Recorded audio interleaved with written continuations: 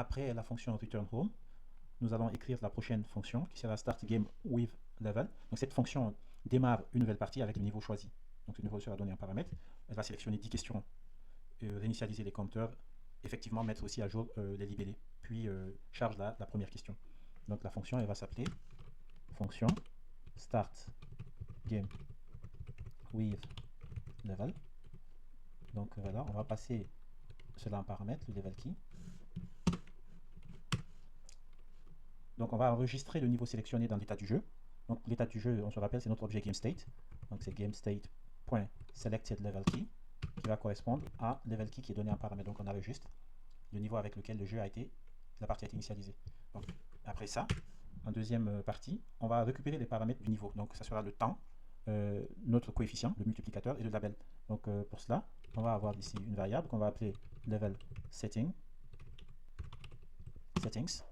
qui va être, on se rappelle bien de cette variable, level setting, et en fonction du niveau, on va récupérer les paramètres. Donc ça sera level key.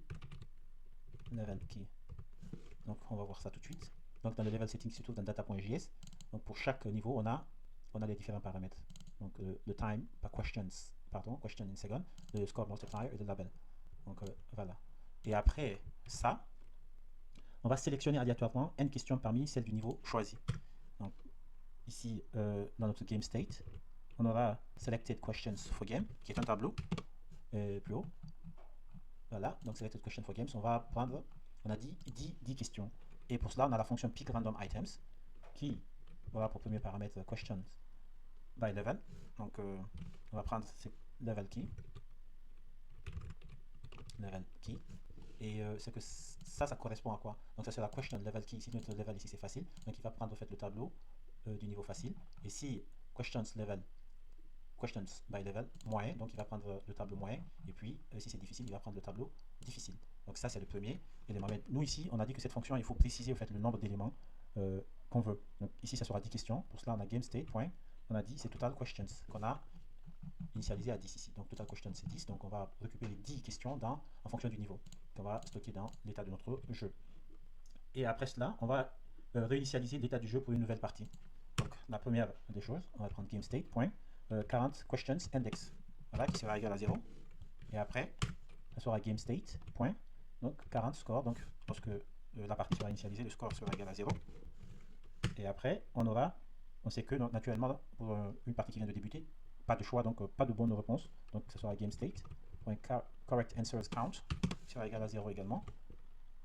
Et on va enregistrer l'heure de début du jeu. Donc GameState.game started at timestamp, qui sera alors date.now. Donc ça veut dire que le jeu il a débuté maintenant.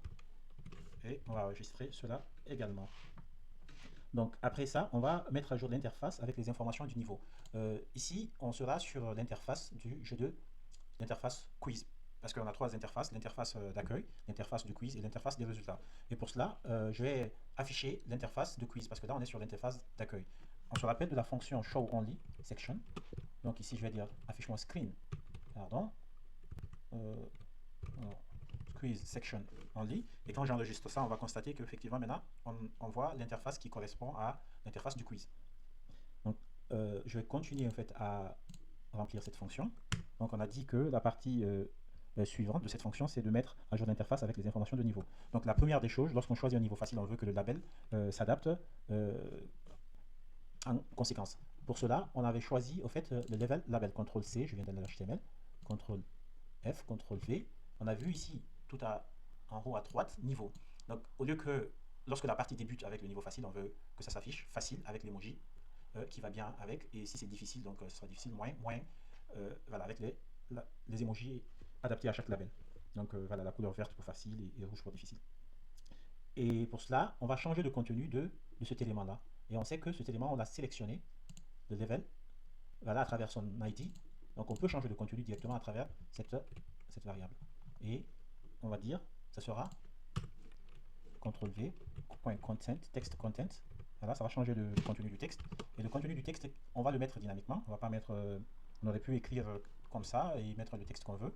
Voilà, on peut dire par exemple facile, et puis ça allait s'afficher facile, et si c'était difficile, ça va être difficile. Si on a, bien évidemment, on appliquait, mais bon, ça sert à rien de faire ça. En plus, on a déjà le niveau qui sera donné un paramètre.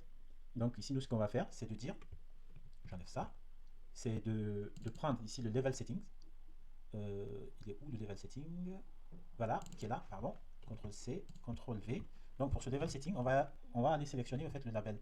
Et puis je vais vous montrer en fait ça correspond à quoi exactement. On a dit que le level setting, c'est bien ça en fait. Donc on récupère le niveau dans ça, par exemple facile. Et si c'est facile, on aura cet objet là qui correspond à level setting. Et si c'est moins, cet objet là va correspondre à notre level setting. Et si c'est difficile, cet objet là. Et donc nous aussi, ce qui nous intéresse dans le level setting, c'est le label. On est d'accord? Donc voilà, donc le label ici sera mis à jour en conséquence. Donc après le label, on va afficher le nombre total de questions. Pour cela aussi, on a questions total text.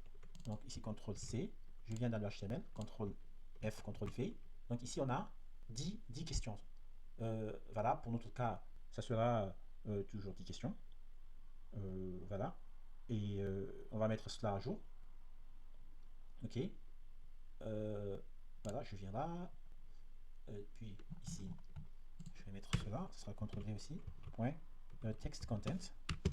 Ici, ça sera GameState. Point. Total questions. Bon, on va essayer d'afficher cela avec toString. Voilà.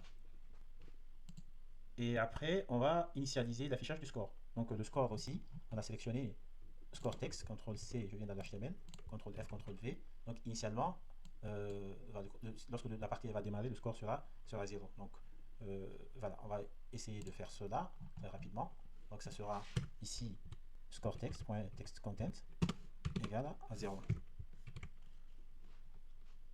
Donc on va basculer aussi sur l'écran de quiz qu'on a fait ici tout de suite là. Donc je vais faire ça, CTRL X, et puis lorsque la partie va démarrer, on n'a plus besoin de l'écran d'accueil ni de l'écran de résultats.